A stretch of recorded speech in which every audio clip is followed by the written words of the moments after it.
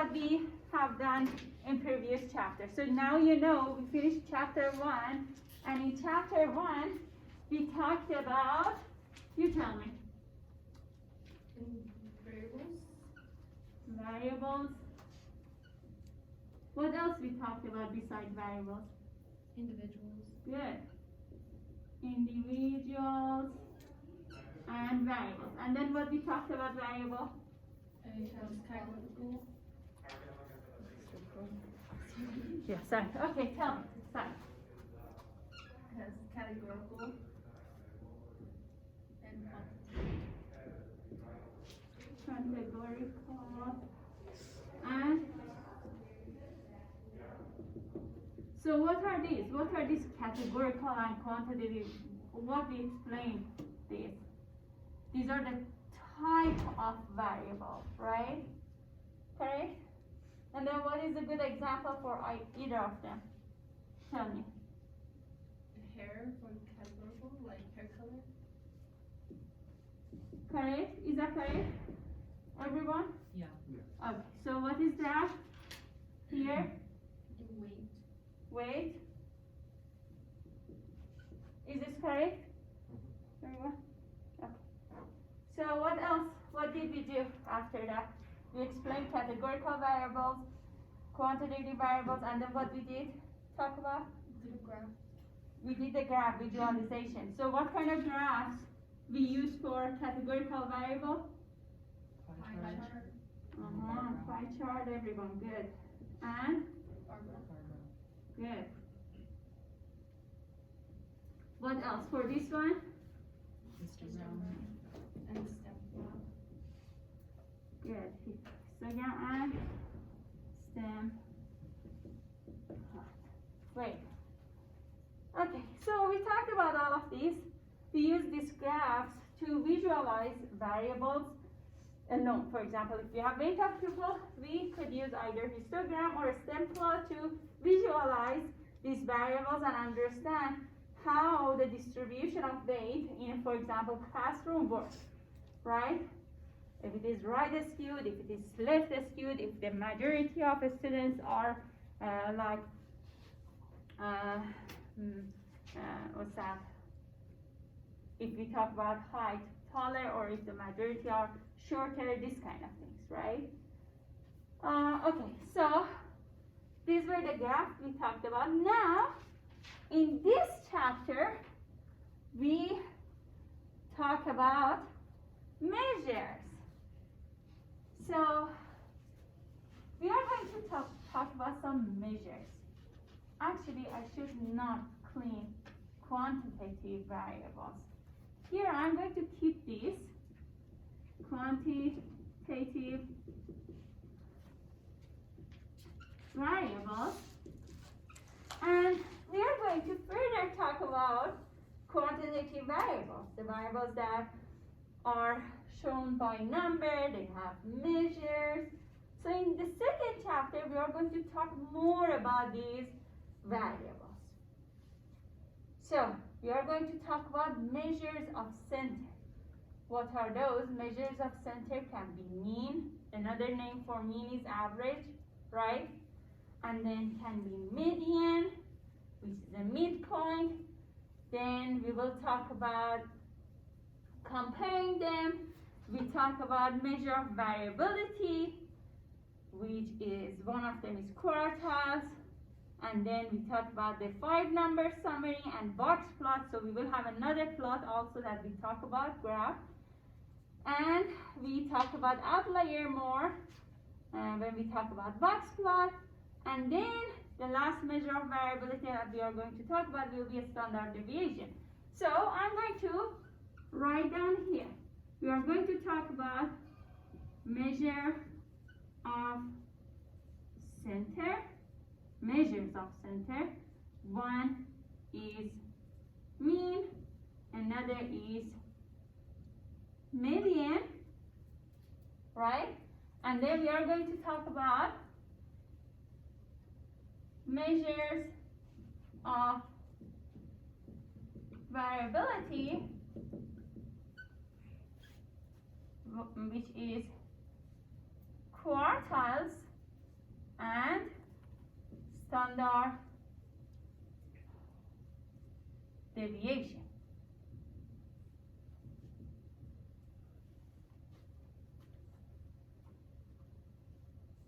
So we are going to talk about this, and these are all about the quantitative variables.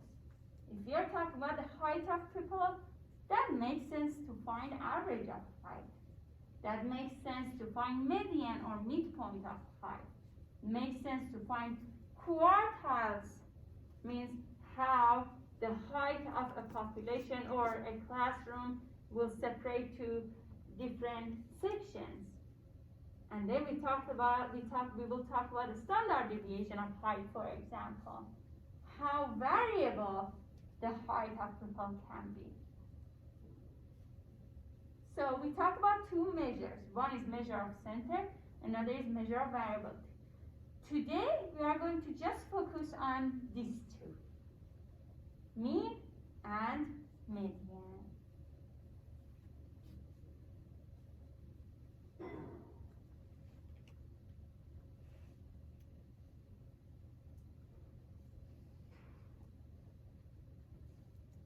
Oh, describing distributions with numbers.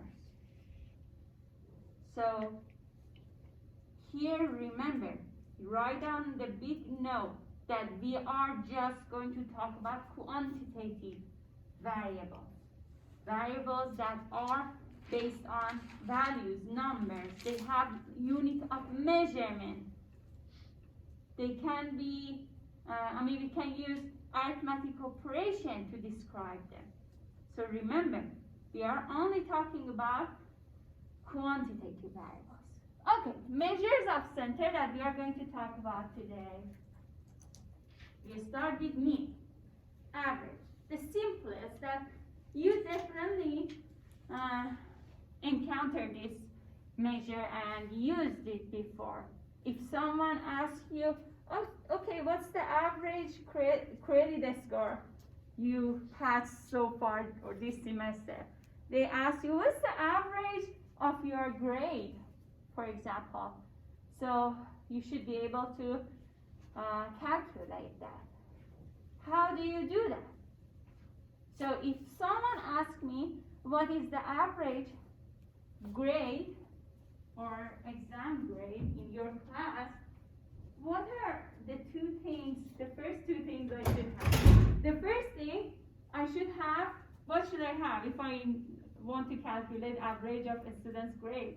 The grades. The grades itself, right? Is that correct? The first thing we should have was, I should have all the grades. And then the second thing I should have is to know the number of students. Number of students, good, right? How many students I have in this classroom? So the mean works in this way. We should have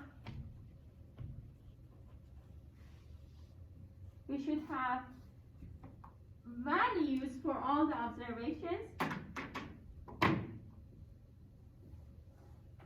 One, we should have values for all the observations.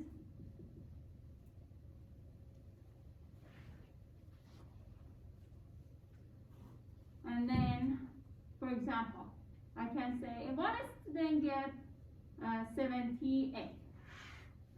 Another student gets 89%. Another student gets 85%. Another student gets 99%. So I should have these values, right? And according to this formula you see here, x1 is one of the observations, x2 is another observation, x3 is the next observation. So based on this formula, this will be x1, this will be x2, this will be x3, will be x4. Do I need to organize the data to find the average? No. we don't need to organize them, right?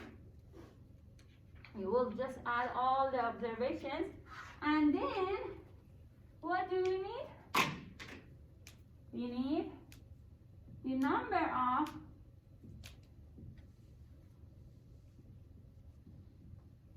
observations. Means how many individuals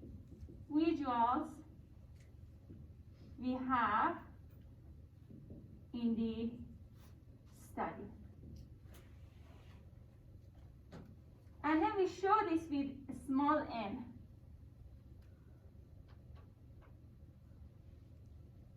We show that with a small n.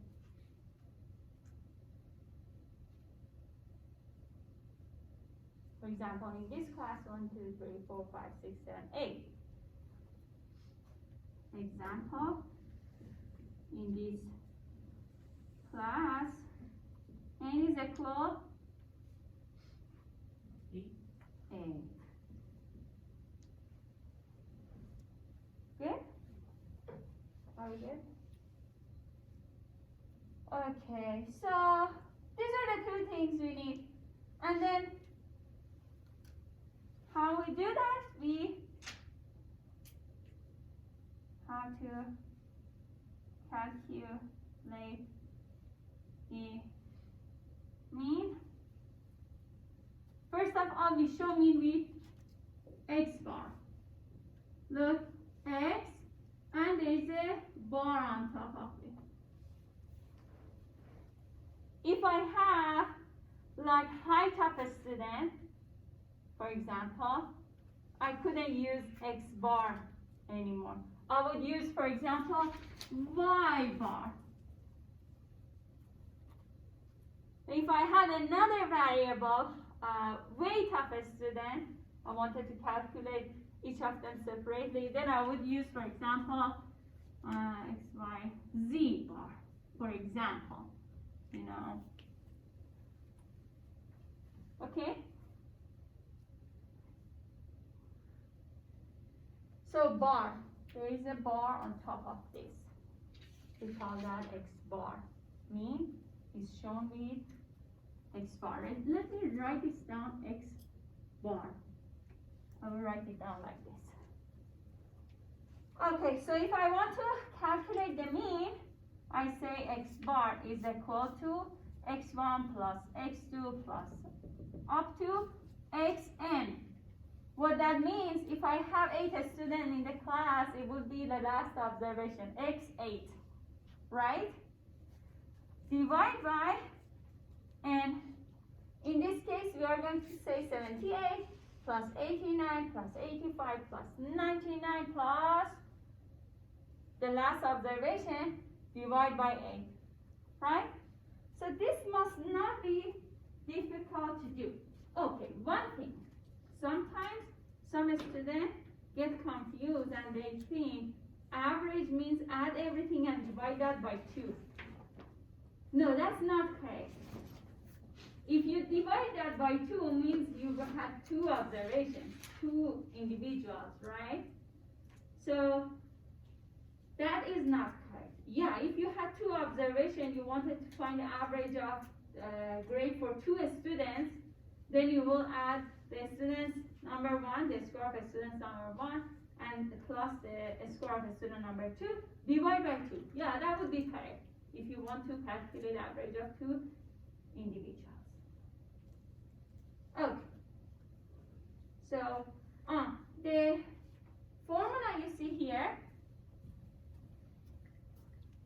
this one, was something like this, equal to summation of xi divided by n.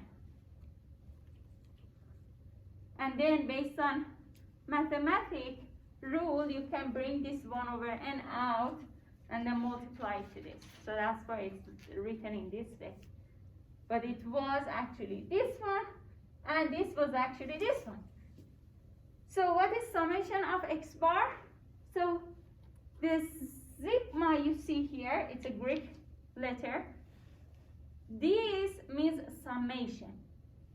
Means add all the x values you have. And if I want to be more specific, it will be like I from 1 to, let's say, 8 students I have, something like that. It's a fancier way to show the summation, sum of I from 1 to 8, for example. But usually we say n, and then I start with 1, x1, then increment 1 by 1 will be x2, plus increment by 1 will be x3, x4, up to xn last individual. So this is the summation. So you don't have to, if you are writing down on the exam, you don't have to memorize this. But this is good to know what this means. If in future you see it somewhere, you know, oh, this is summation. And we use that in average, right? Okay.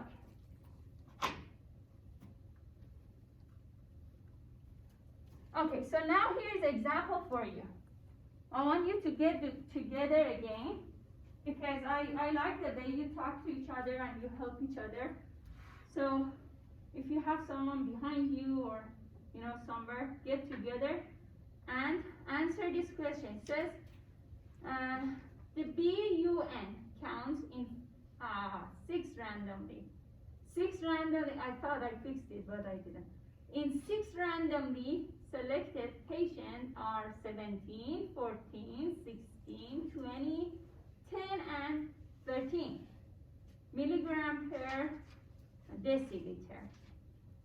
Calculate the mean and, well, not the standard deviation. How come I fixed it? It didn't save it. I thought I fixed it. Okay, round your final answer to 2 decimal places. Include unit in your final answer. Okay, so calculate the mean for this question. And then compare your answer with your friend.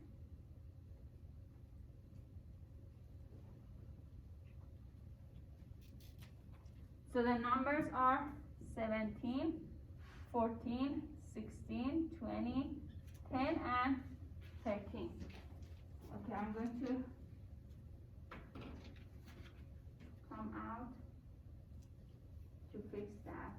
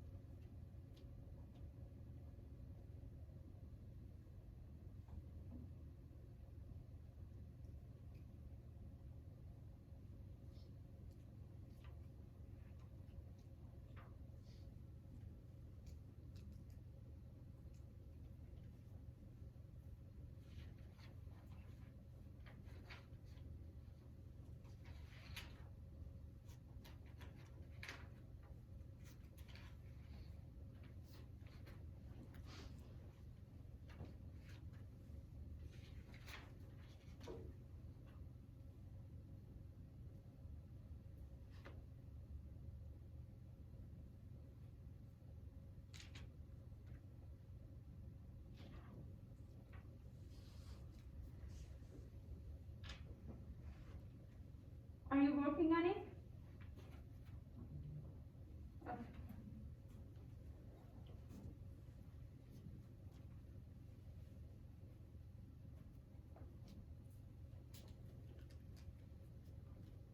Okay.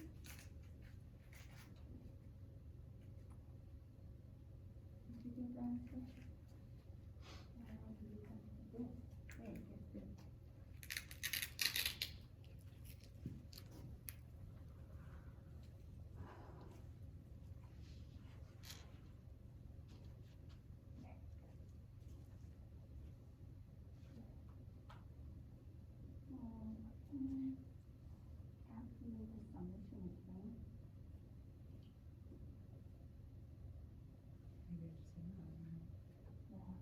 you have 10 points extra. Yeah, I think so.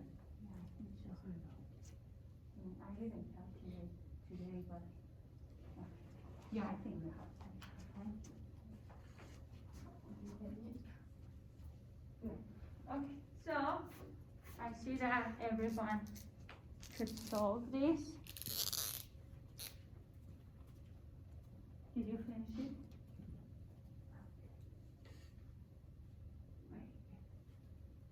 Okay, so look, for exam, if I ask you to show your work, you have to write down the summation, blah, blah, blah, blah, blah, blah, is, for example, this much. And then next step, divide by this number.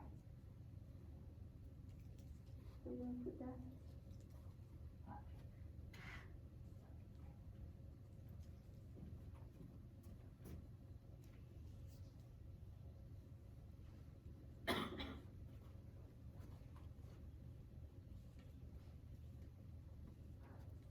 Okay, help me. What to do? You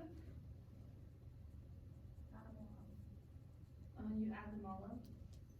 17 plus 14, 16, 20, 10, 13. 10 and 30. And then It equals to 90. this one is 90 Then you divide 90 by 6. by 6. Equals 15. 15. Yes. Everyone, all of you got 15. All of you. 15 what? Milligram per. So what is this? Units of measurement. Unit of measurement. So this is very important. When you are saying the average of BUN is 15, it's not complete. You have to say it's 15 milligram per deciliter.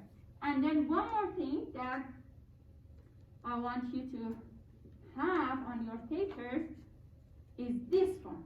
X bar is equal to summation divided by 6 equals 15. So this is what I want to see on your exam paper. So shows all your work step by step and shows you're using the X bar that represents mean. You're showing the milligram deciliter, right? So, oh, good. Okay, so now, so you remember we talked about outlier, right? What was outlier? Any of you?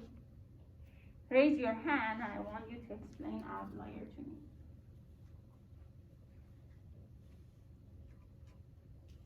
A number that's far apart from the other ones. Good. Right? Any other explanation? What was outlier? An observation that stands out compared to the other It observations. stands out, good, right? Anything else that maybe you remember I said? Okay, give me an example. You might have, everybody is around the same height, and you have someone that's really, really tall, or really, really short. Good, that would be outlier, right? So remember, everyone remembers? Okay, so now, let's say all the measure provided in this example for BUN was around the same numbers, like they're around 10, 20, right? And then all of a sudden, a person has BUN of 98.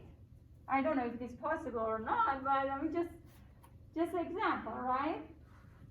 So means this number is very far from the other numbers, right? It's way higher than other numbers.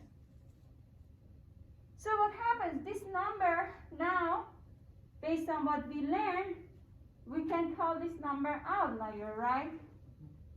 Okay, so now what you do?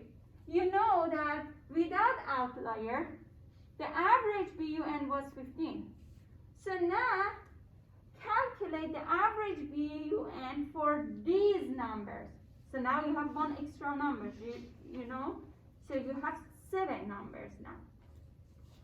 So whatever addition you have to add that to 98 and then divide by the total number, the current total number.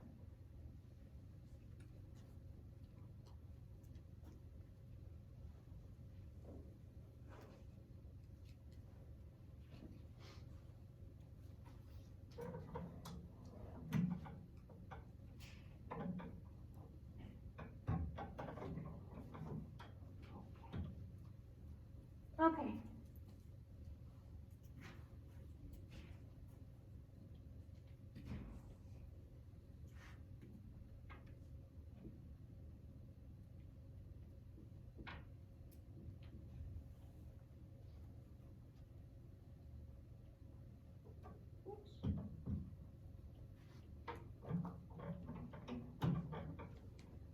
Okay, so what did you get for new X bar? 31.33 repeating. 31.33 repeat. Right? Is that correct? Did you get the same one? I got a different number. Let me do it. What I different got number? 188 divided by 7 is 26.85. Yeah, that's what I got. Okay. I forgot to put the extra one. You forgot to put this one? I forgot to do 7 instead of 6. See, I mentioned that. So now you have new observations, 7 of them, right? Okay, so what is that? What is the correct one? 26.85. 26.85. Good? Yeah, I'm glad you did that. So now everyone will pay attention to the numbers, how many observations you have. Okay, so look at it. Now the new X bar with this outlier, the new X bar is 26.85, which is way more than 15, almost double, right? So what happens? We say mean is not a very, very good measure of center. Why? Because mean get easily affected by a very, very large number or very, very small number, means by outlier. It gets affected so easily that will be misinterpretation, like it's misleading. If I have an outlier and all of a sudden the average is 26, if I know, for example, the correct, let's say talk about height or weight. If I know the average height for, in real world, all of a sudden I have average height of 6.5 feet, all of a sudden, no way.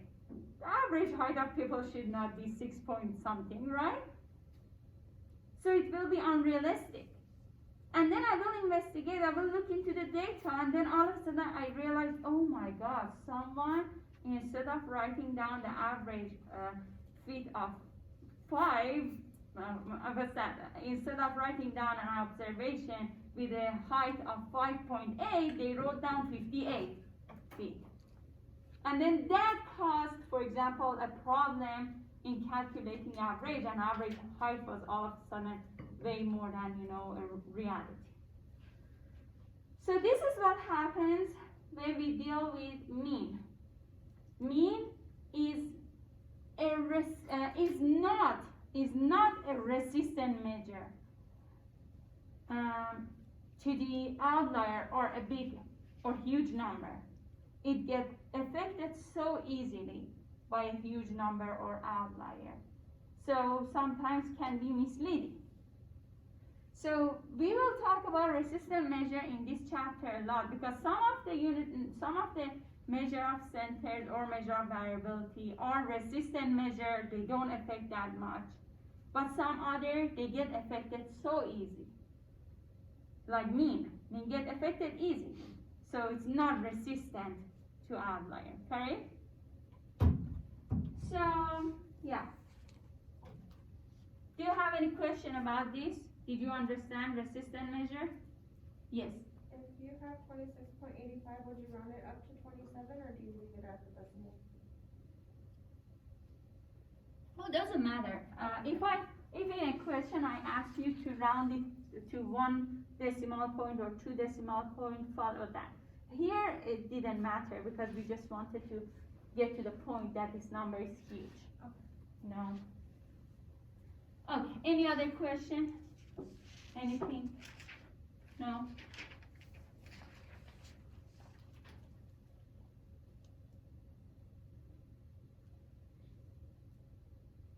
Okay, so now the next measure of center. Now we are talking about median. Another name for median is midpoint. We show median with M.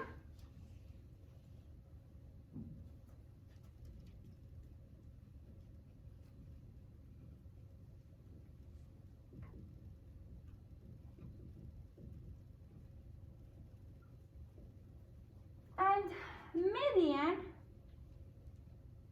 will be the number that is a balance point in a data set, in a fancy way if you want to say. Means half of observations stand on the right side of median, half other observations stand on the left side of median. Means median stays in the middle of data set if and only if we follow the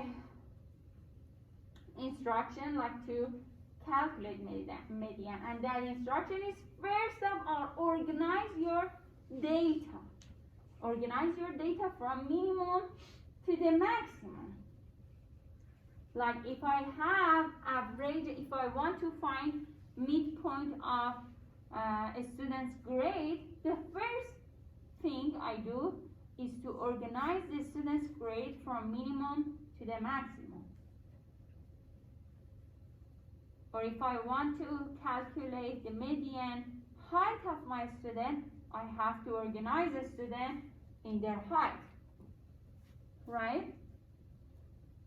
And then the person who is the midpoint will have half of a student on the right side and the other half of a student on the left side.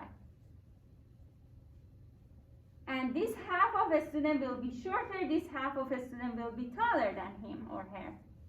Right? Do you get that? What's happening? So the midpoint have half of people on the right side, half of the people on the left side. Half of people are below the value he or she has, half of other will have above value he or she has. So the first and most important thing, arrange the data from minimum to the maximum. And then if you want to find the location for the median in the data set, you can use a formula. That general formula is n plus 1 divided by 2. And you tell me, what is n? Number of observations. Number of observations. Is that correct? Number of observations is n. So, n plus 1 divided by 2 will give you the location of median in the data set. And this is a general formula. So now in next slide, we will see what's happening. If we have odd number of observations, if I have even number of observations. So in this class, I have 8 students. If I want to calculate the midpoint of a student's height, the midpoint will be 2 numbers, 2 values, because you have even number of observations, right? 3 people here, 3 people here, 2 people in the middle. And how do you calculate the midpoint between these 2 people? Average of them. Add this one plus this one. Now you can divide by 2 because you're just talking about 2 observations, right? So the average will be this person plus this person divided by 2. So it depends if you have a odd data set or even number of data sets. But still n plus 1 divided by 2 works perfectly. In a case of having an even number of data set, like 8 students, let's see. If I want to follow, okay, let me give you an example. I'm going to organize the students' grade. 78, 81, 85, 89, 92, 98, 98 again, 100, from minimum to the maximum, right? And the number of observations, 8 even, right? 8 is an even number.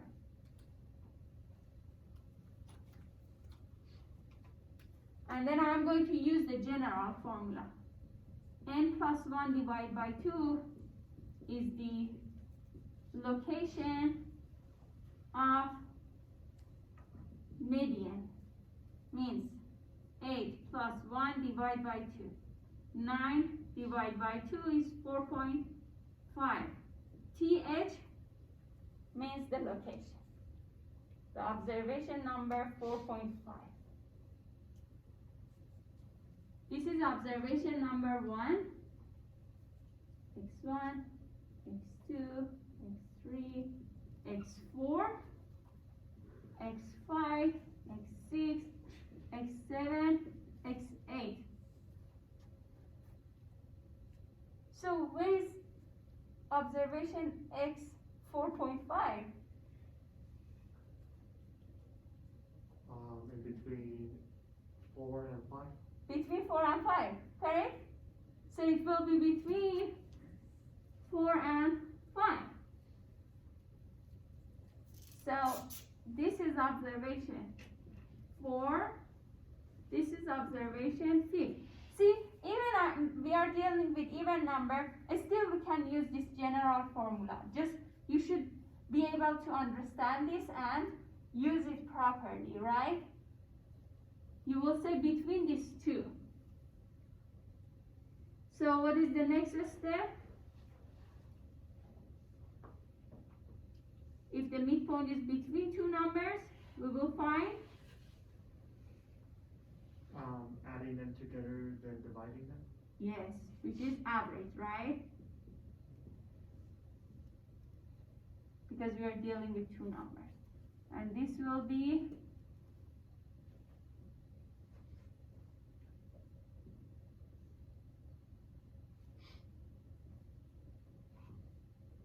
is that correct? 90.5. Am I right? Yes. So what is this now?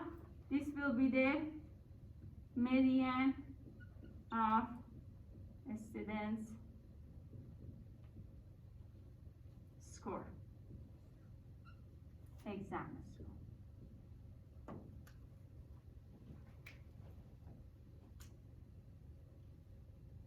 Do you get it? Everything is fine so far? Is that easy? You should just memorize maybe something. You should, for example, you should remember that first of all, organize the data from minimum to the maximum, right? So you don't have to use these 2 when you are dealing with even number of data sets. So now I am back to this slide. So you don't have to. You can always use n plus 1 divided by 2. But what this says first you find this observation, then find this observation. Find this observation with the formula n divided by 2.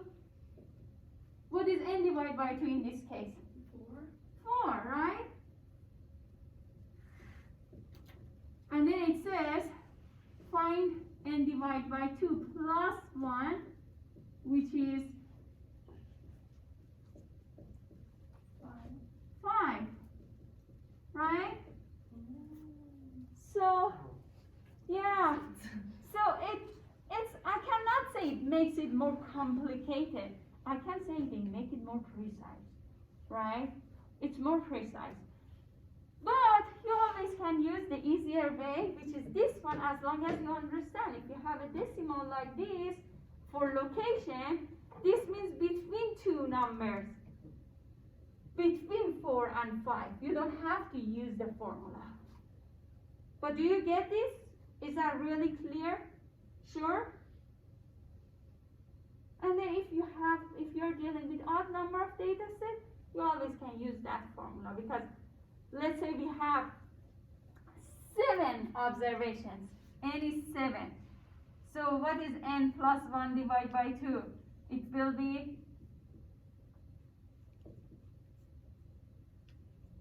4, right? Easy, no decimal, because 7 is odd number, right? But just in case of even number, we have a decimal for location, or you may want to memorize 2 different formulas, right?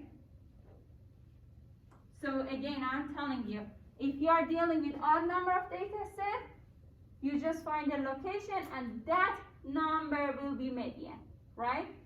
If you are dealing with even number of data set, you find 2 observations and you must find the average of those 2 observations. So one more step you have when you are dealing with even number of data sets, averaging 2 midpoint, right?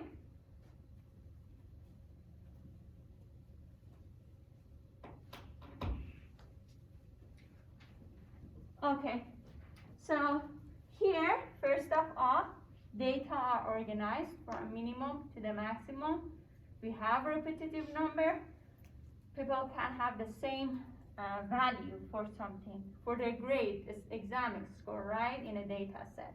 So it's possible. We cross one from here, one from here, one from here. This is, if you have a smaller data set, you don't have to even use the formula. Cross first, last, first, last, first, last, first, last.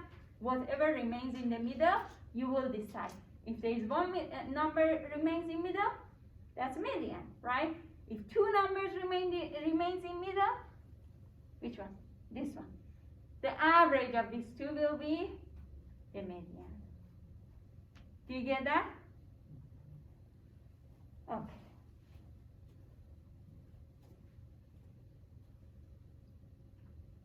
So now we are going to see an example. Okay. This time, really get together and work together to find it. Okay? That wakes you up. If you talk to your classmate, if you solve it together, that wakes you up. Is there any other way to wake you up? Lots of coffee, lots of monsters. Yeah, I understand. Actually, after 2 years of COVID and staying home, it's difficult to stay out in the classroom. I totally understand.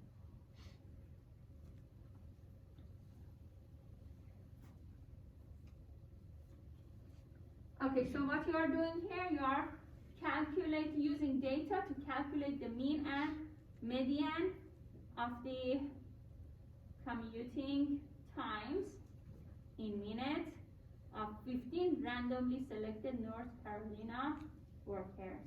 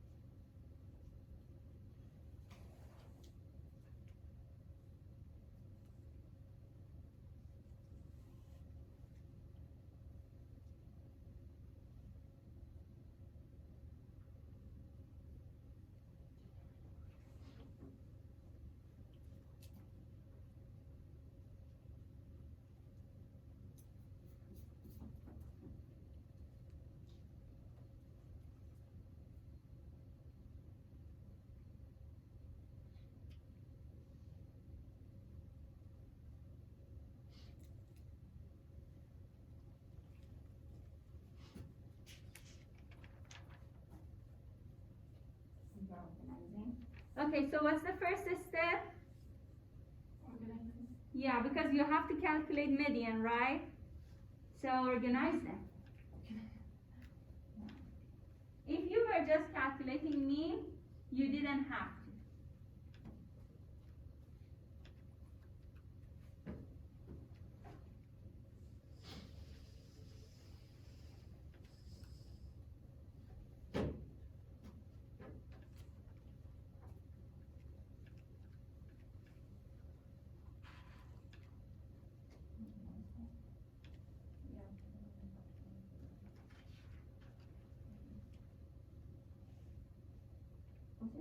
Oh, yeah, okay, I see that now.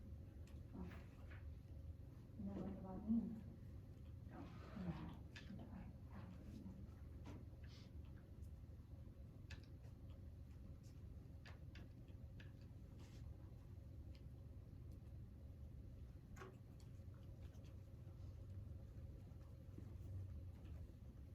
Yeah, don't forget the mean.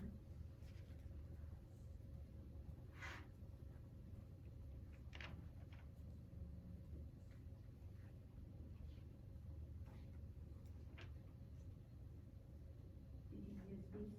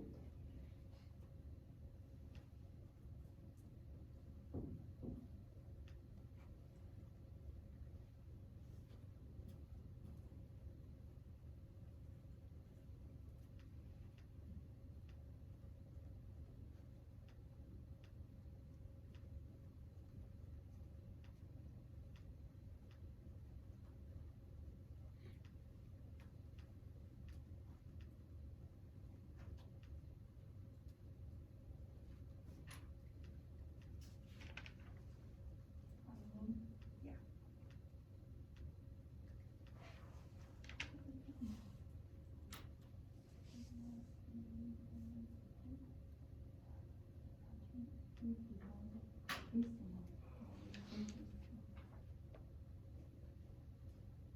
No, do that again, divide 300 by 15. Yeah.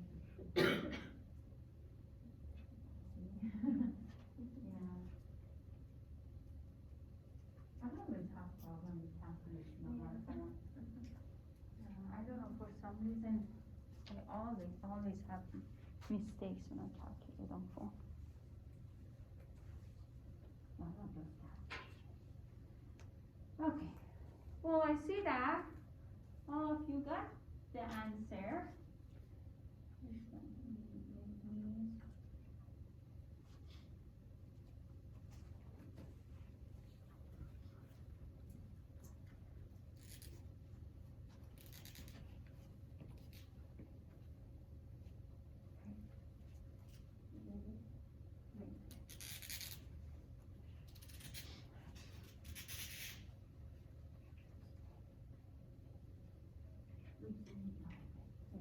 Okay.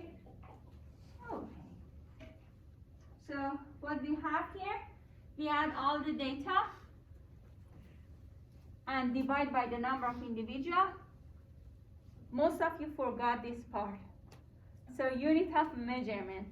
You always must write down the unit of measurement. Average is 25.3 minutes, right? 25.3 watt. There must be a unit of measurement because you are working with quantitative values, right? You are dealing with values that have unit of measurement. And then, do you remember what is the name of this graph? Stem plot, right? And then it shows the median is 20. And on this stem plot, it stays here, I think. Right? 2, 0. Am I right? 1, 2, 3, 4, 5, 6 number on this side. And 1, 2, 3, 4, 5, 6 number on this side. Oh, actually, we will have I think it's the second 20. the second 20. Yeah. Yeah, the second trend. Because of Oh. the 70. I forgot this one, I didn't count this one. This is, what we call this one? No, Good, very good. Okay, any question? Everything is good? Sure? Okay. Okay. So now please, this time work together. I fixed it. So now for the same question that you saw previously, you must get the median.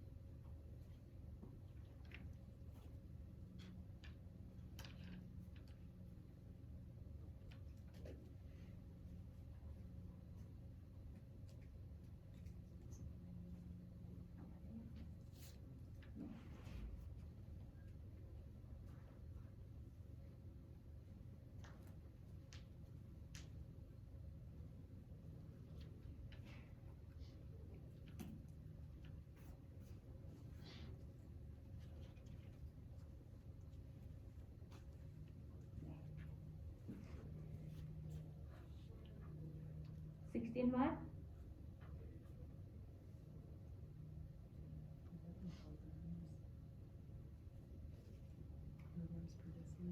Okay, yeah. You have 6 numbers. Did you see that? Yeah, you're missing one.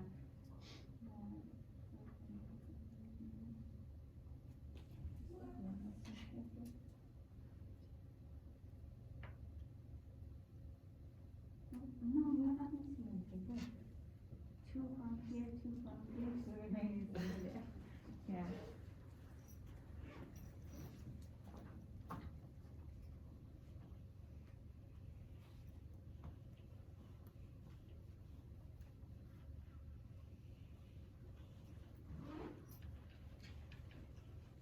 Okay, so we have even or odd number? Even. Even. How many?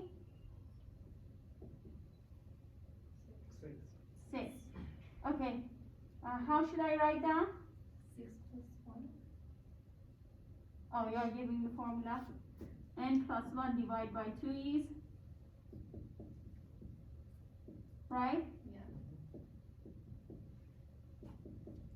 Equal to 7 divided by 2, which is 3.5. 3.5. Good. So now, where are the data? Tell me so I can write them down. 3 and 4. Observation, please. 14 and 6. Or the whole datas? The whole data. 10, 13, Uh-huh. 14, 16, 17, and 20. Good. So now, where is the location? This one is the first one, the second one, the third one, fourth, fifth, sixth, right? So, where is 3.5 between? Here? Am I right? Between these two. So, how do I do this? Add 14 and 16. Uh-huh. Then divided by 2. Very good. Which is 30 divided by 2, which is 15. Divided by 2, which is 15. So we call this median, but 15 what? Milligrams per deciliter. Yes. Very good. Okay. Good? I think you all got this. Right? Okay, so now more about mean and median. So first of all, we talked about resistance measure. We said median is not resistant to outlier, right? Correct? So that's a huge difference now between mean and median, because what happens, median is actually resistant to outlier. Why? Because imagine you're ordering all the data, right? And like people's height. And then, yeah, all of a sudden a person who is very tall stands, on the last. But the location of median maybe changes a little bit, because there's just one observation adds to the whole data. And we are just talking about the location when we talk about median, right? By adding one huge observation to the end of data set or to the beginning of data set, the location of median doesn't change that much. To prove that, we will have some data here. Okay. Tell me this previous data again. 10 what? 10, 13, 14, 16, 17, 20. 20, right? And then you calculated the median to be here, which was 15, right? This is the original median.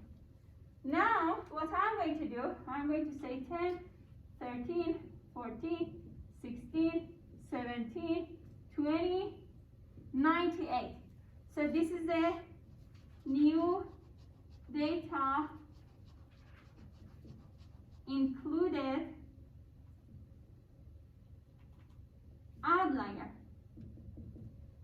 98 is outlier. So now tell me what is the median. Calculate the median, find the median, and tell me what is the median.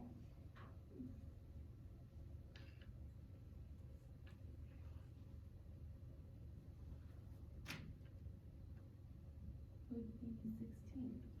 16? Yeah, because it only changes the amount of things there are in there. So Okay. since it's an odd number, it would be the fourth term. Okay, fourth term, right? Is that correct? Do you see that? So what's the difference between 15 and 16? Just 1 point, right?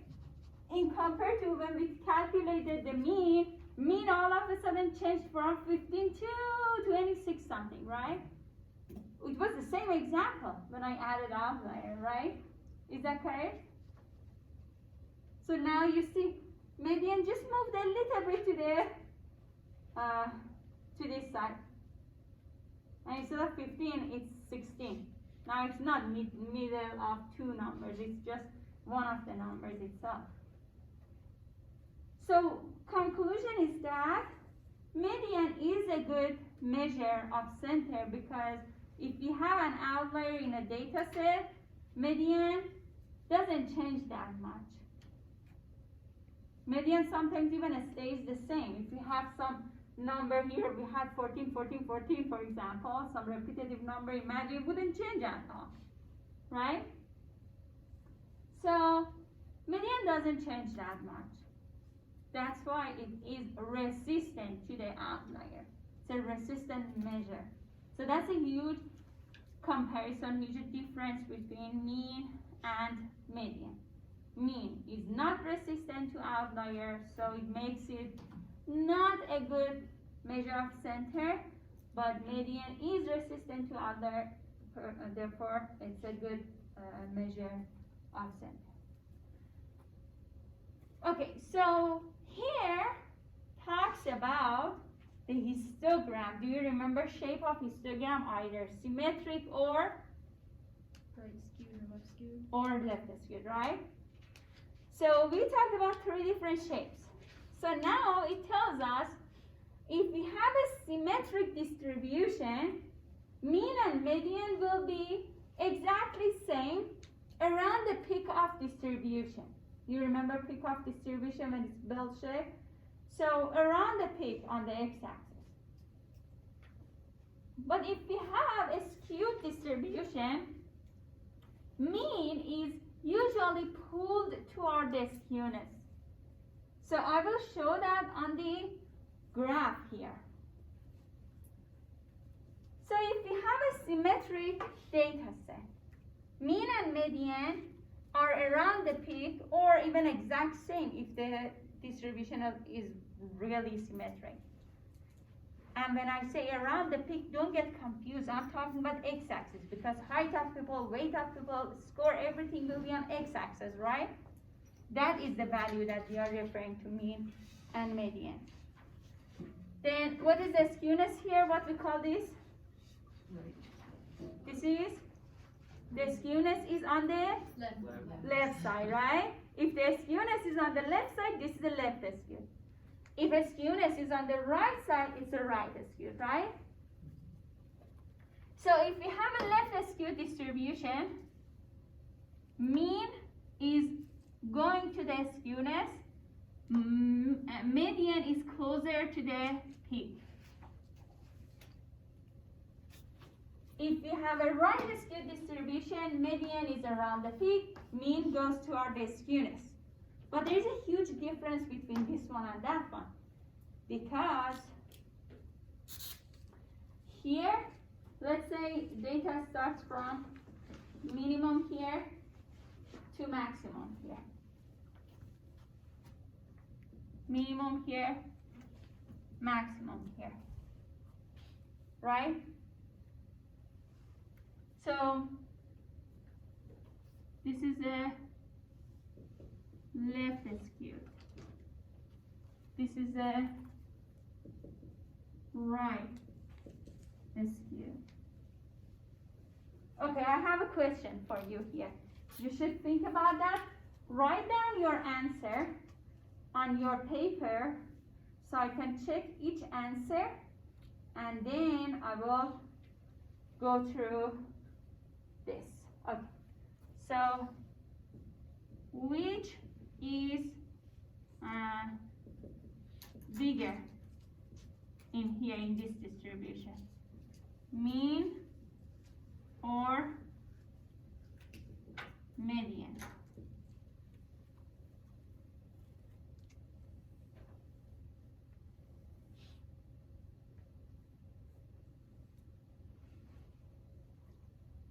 If you wrote down your answer, raise your hand, I can check your answer. First I should see what's the answer.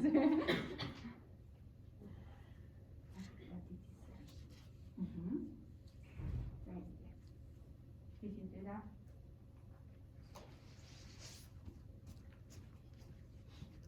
Very good, very good. Who else? Did you write it up?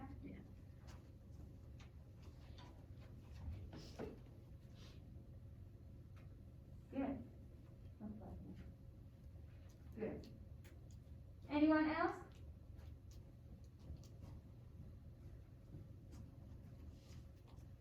Wait. Did you get it?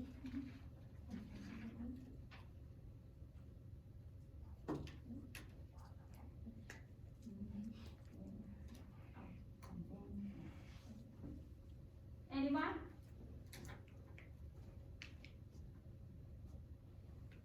Good.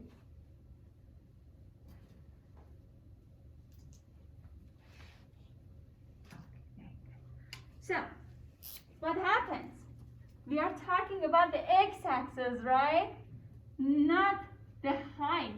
We are talking about the value. If this is weight of people, median will be bigger than mean. So, m is bigger than x bar, right? And then, what you tell me here?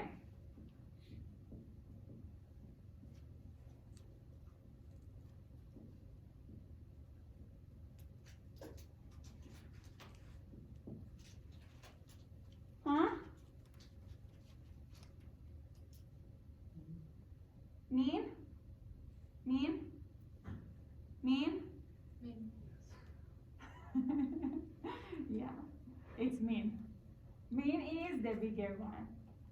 It's here, bigger than median.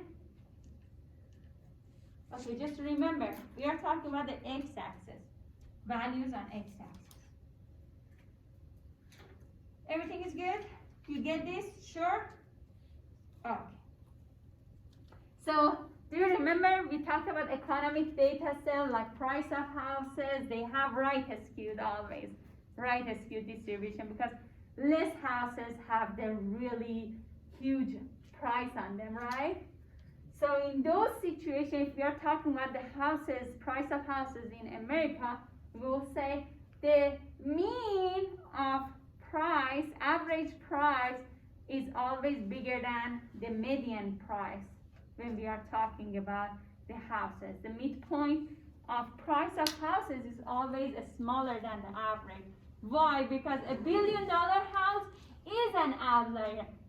$1 billion house will affect on a mean easily, right? The average changes a lot, right? And that affects the mean, and mean is all of a sudden larger because that $1 billion house will cause problem in calculating mean, and mean will be misleading, it will be bigger because it's not a resistant measure, right? Oh, mode, you see mode in there. Mode is the number that repeats in the data set more than the rest, the value which is repeated in the data set more often. For example, if most of my students have a grade of 87%, 87 becomes the mode of the data set because it was repeated in the data set more often. Okay, we are not talking about mode in the, oops, what I'm doing. Okay, so here, do you have any question? Nothing? Okay, we have just 1 minute remain. Well, we keep this example for the next lecture. So it will be a refreshing for us and will be a review for us that about mean and median. Okay, are you good? No question? Oh. So you all got my email about room change, right? No one went over there?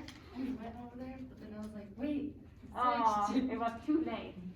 Well, actually not too late. You burned a Well, I calorie. got the email, I didn't remember this one. Yeah. Until I was like, oh right. Yeah, probably that would be me. But I would convince myself that's good. More steps. That's better. So are we back to the other one for Thursday? No, this one will be our room. Oh, okay. It's nicer, right? Yeah. Yeah. Yeah, it's much better. That room was colder, and then my colleague found that there were some lights were burned in that room, but this room is good. All lights are on. And I think this one is much better.